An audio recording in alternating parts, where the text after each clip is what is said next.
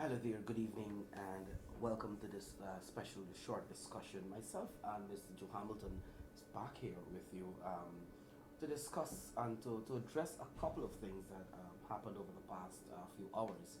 With regards to, you are aware that for the past 2 weeks we've been discussing the issue of that clandestine meeting at the Crichlow Labour College involving Mr. Aubrey Heath-Retemyer and Mr. Winston Felix.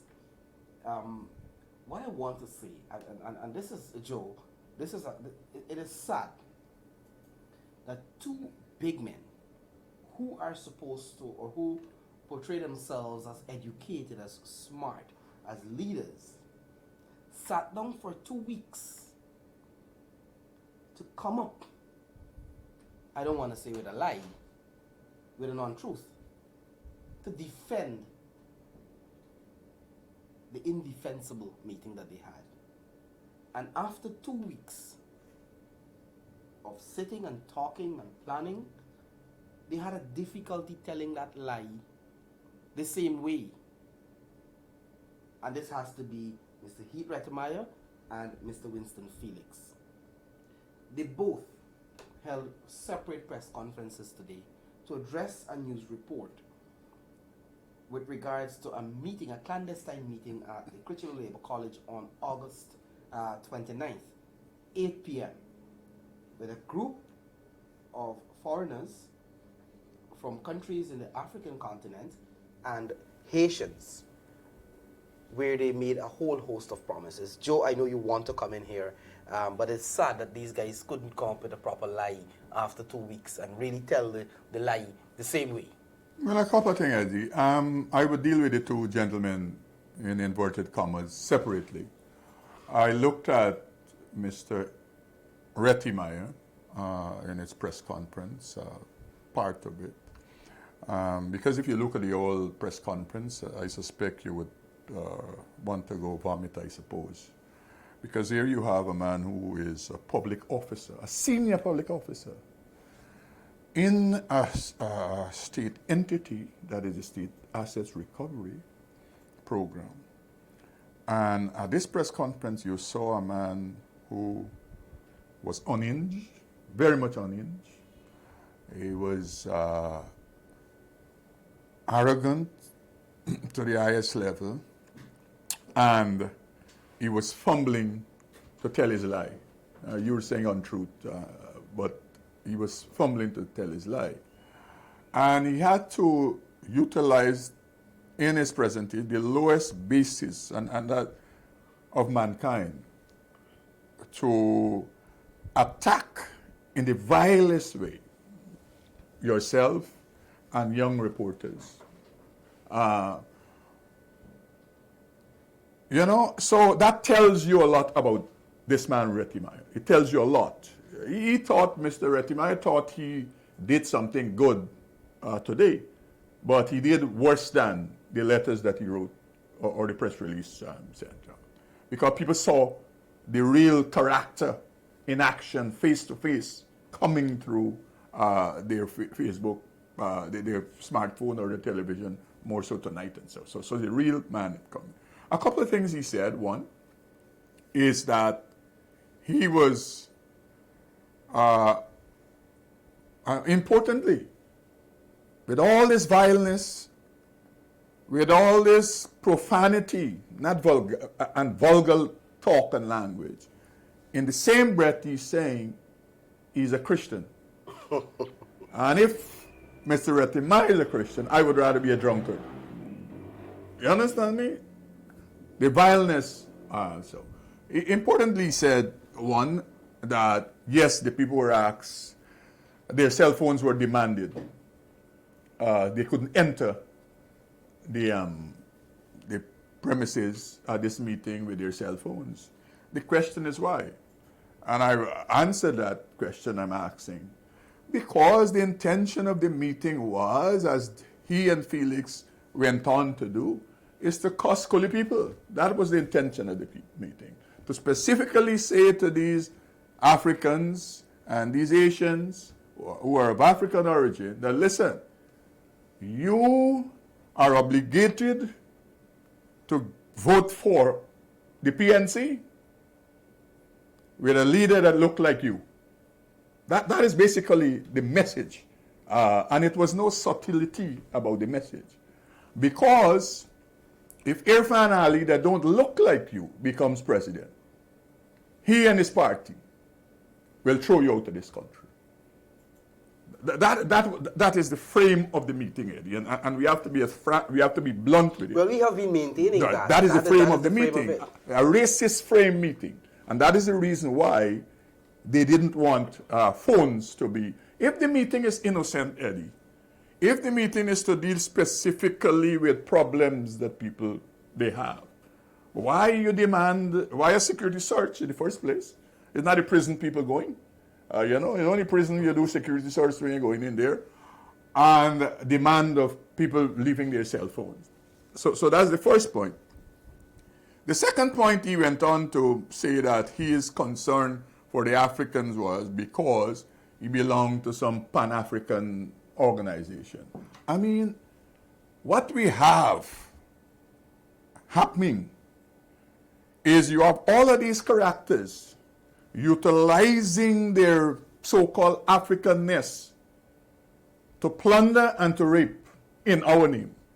And it is a shame, it's a sad day. And we just had not so long ago, Mr. Eric Phillips is an authority in that regard. And Retre-Meyer is the same frame where they're utilizing their so-called Africanness. And that is just the pretense. Mr. Retre-Meyer involvement with the Africans and the Asians is a political involvement. That's nothing to do with his Africanness and his concern for the people. And as he said, he's a Christian and he normally like to do good for people. Why you do good for the? I'm sure they have Indians in this country who have similar issues with immigration matters. There's a lot of Venezuelans. Venezuelans. I'm sure they have Cubans in this country who have issues with why his concern was. Because there's a political motive, there's a racist motive behind everything that transpired at this meeting. Now, Mr. Felix, importantly, that he is saying Mr. Retre-Meyer is a liar. And Mr. Retre-Meyer is saying Mr. Felix is a liar. Because as you indicated, Eddie, they couldn't get their story straight. Felix is saying, listen to me, Retre-Meyer made contact with me. And he set this meeting up. And so that is what. Retre-Meyer is saying, no. That didn't happen that way. It is the students and the Africans, the people who had the problem, they wrote the minister seeking a meeting. And I just attended it as an ordinary citizen who can do anything with my spare time.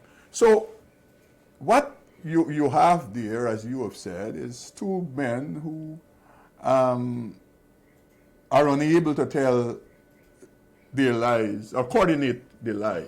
Because you can't get lies out of truth. That's the point. The truth is, the meeting was to concoct racist propaganda to be fed to these Africans. Right? So that is the meeting. So take that away. They can't find another reason properly for the meeting at 8 o'clock in the night. Because if Mr. Felix is saying that he was told by Retre-Meyer that the people were having difficulty with your staff getting their business transacted, then the proper place for Mr. Retre-Meyer to take the people is to Mr. Felix's office to see Mr. Felix. With the staff. With the staff. Facing difficulty. The staff, right. Not a single staff member. Well, that's the point. Here. So that's the point. That's why I said that the motive is a racist motive and a political motive. It has nothing to do with all this so-called Pan-Africanism that these guys are holding on to in our name, to representing our interests, they say, and our cause. And every time it comes out, it is personal cause and personal interest. But Joe, I want to step in here, and you made the point that this is what is confusing. This is what is strange. These foreigners had an issue with the staff. Is it Mr. Felix afraid of his staff, so he couldn't have the meeting in their presence, with them there, to answer the questions, or for the people to explain what exactly are the difficulties? Is that the case? That is why he went secretly to Critchlow Labour College and hold a meeting. And you made the point as well that, you know, Mr. Retre-Meyer, who is claiming to be a Christian,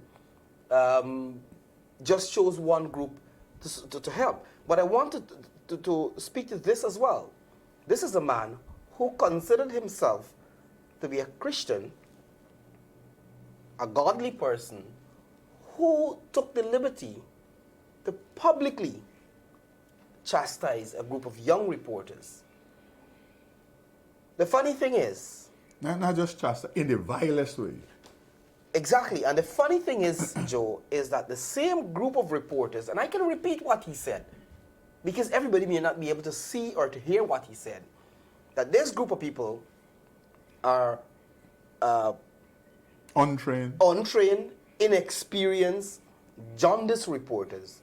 This same group of untrained, inexperienced, jaundiced reporters had him as a senior public official and had a minister holding separate press conferences on the same day to answer to one news report that they carried. and unable to respond properly. To it. In Mr. Retre-Meyer's case, he was stuttering right through his press conference because apparently his mouth could not coordinate with his brain because he was attempting to lie so much that he was having difficulty, So right through the press conference, he was stuttering all the time. When you're telling truth, you don't have to stutter because truth is truth. The truth is the truth. You say it any place at any time. But when you're making up stories to absolve yourself, that is what happens. And as I repeat, Eddie, you asked the question why Mr. Felix didn't seek to have the meeting at his office. Because at Mr. Felix's office, I suppose, the staff there will deal with specific immigration matters based on the protocols and the law. I think that is the issue. Whereby the so-called difficulty is where the staff is apparently holding fast to the protocols and the processes to get yourself regularized. And you make an important point there because of the fact that Mr. Retre-Meyer at his press conference sought to attack the staff, to say that the complaints he received from the group that they met with is that the staff, somehow, this group was having difficulty getting their documents while others, whoever the others they're speaking of, I don't know, others were getting through. So in essence, Mr. Retre-Meyer is saying that the staff of the Department of Citizenship are victimizing and discriminating against this group. When Eddie, in my view, all the people might be doing is their work as they know it properly, without political inclinations, without seeking to favor a person because of their origin and their ethnicity. And that is the problem Mr. Retre-Meyer and Mr. Felix might have with the staff.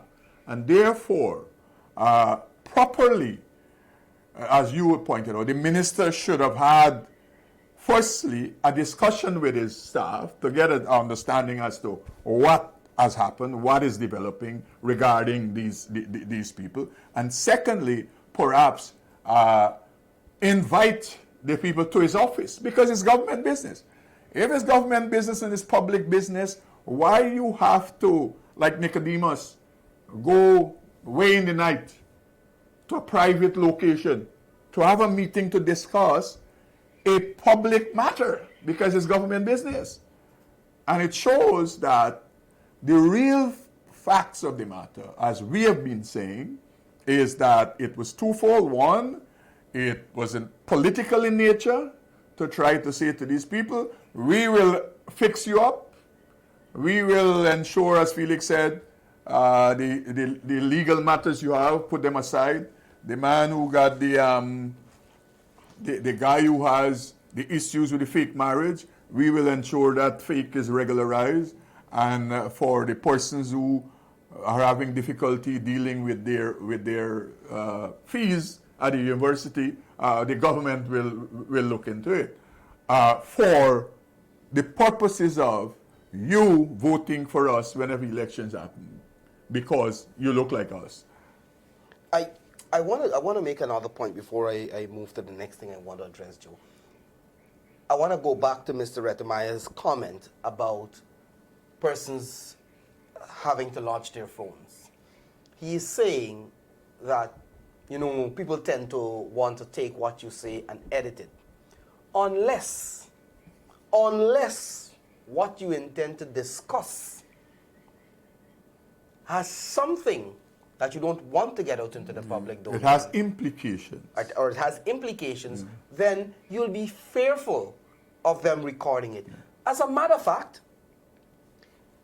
Mr. Retre-Meyer and Mr. Felix, had it been a regular, normal, legal,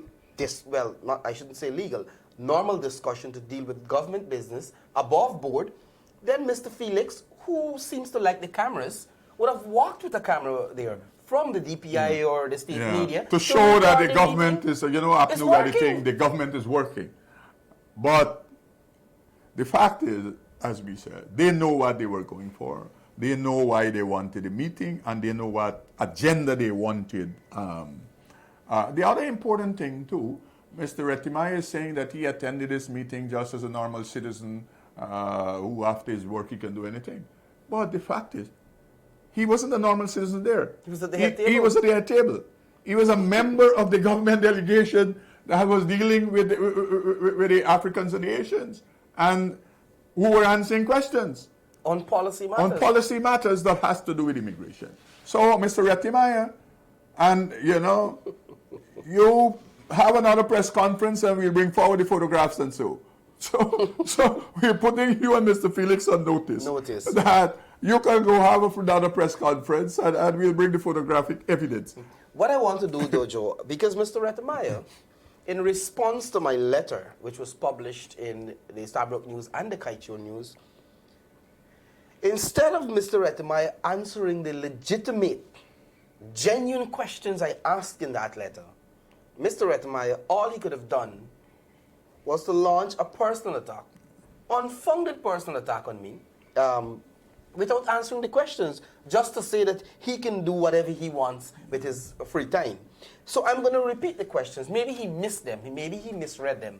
Maybe he didn't understand them, that even though he read the letter in the Kaieteur News. So my questions again to Mr. Retre-Meyer, I'm speaking directly to him. I know he's going to look at the program. He's waiting for a response. He's going to be more uncomfortable. What were you doing at an immigration-related meeting? He plays no role in the immigration department. The other question is, he needs to say, so this Pan-African group that he talks about, is it this the self-interest that he has in this? I doubt whether. And we're hearing a lot of horror stories about how people are being trafficked. We cannot lose sight of that. My question again to Mr. Retre-Meyer, why was there no public notice inviting all the foreigners who might have immigration problems, immigration issues? Why a selected group? And why you inviting people via a WhatsApp message? Why? The other question is, and again, why the participants of the meeting, and I want him to be honest this time. Don't tell me that you're afraid people may record and twist what you say. How could they twist if you're speaking? If the meeting is innocent. How could they? If the meeting is innocent, there's nothing to twist. That's the point. So he is verifying that it was not an innocent meeting. Let him also deny, Joe. Let him also deny. And I want him to answer this question. Then Mr. Felix, or Mr. Felix can answer, ask those persons to report to his office 2:30 the next day. And he said to them that I will address all of your issues.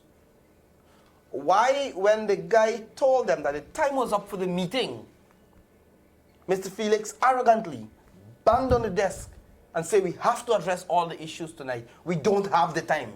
We don't have a long time. A long time for what? To get people on the voters list? What was the long time? I need them to answer those questions. I need Mr. Felix, I need Mr. Retre-Meyer to be honest. You guys can't be trying to tell people to be honest and that and you're above board and you're a government for the you're people. Christian-like. And you're Christian-like. And you're out there lying blatantly, attacking innocent individuals. I still want Mr. Retre-Meyer. I think they should hold a joint press conference now to resolve that lie. Their difficulty I think they should hold a in joint putting forward the press best lie. and they decide, look, you're going to talk about who invite who to the meeting, who planned the meeting. You don't say anything because you might twist the lie. But Eddie, you know, people might ask why we continue to deal with this matter. And I'm attempting to answer for the public who look at this program. It's because there's a pattern developing within the APNU and its leadership where, because they have no policy to offer Guyanese people, they are developing their campaign strategy based on racist comments, racist ideas, racist thoughts. And this meeting was one such meeting. So that is why we're staying with this matter. Among the other issues that we will bring forward, we have already indicated to you what James Bond and his program, Mr. Ferreira from Linden, the MP, and that is why we deal with this matter, because these are not innocent matters. These are matters where you have public officials fueling racism. and racism. And that is the reason why we continue to stay with this matter and will continue to inform the public about what has happened and what is developing regarding these matters. I think this is what we will share for now with regards to the miscalculated, poorly planned misinformation drive that Mr. Retre-Meyer and Mr. Felix went on today. But guess what? We know they're going to come back. They're going to try to respond. Maybe they may get better, be able to plan their lies differently. But until then, this is where we're going to wrap things up. And of course, I want to encourage all of you. You're going to hear more about this racist campaign that the PNC is running because of the fact, like Joe mentioned, there is no policy. They're going to come to you, they're going to try to push the racism, to push the racist line. You have to reject them. We have moved a long way from that. This is the 21st century. Reject the PNC and their racism. They can't come and promise you anything anymore because they made promises in 2015 and they failed. So they got to come now to try to divide us, to divide and rule. They're hoping that they can do that. And I know people are mature, or people in this country have moved beyond racism, and I want to encourage you to reject them and expose them. Until next time, I want to thank you very much for joining us. Joe, thanks for being here again. Thank you very much, Eddie.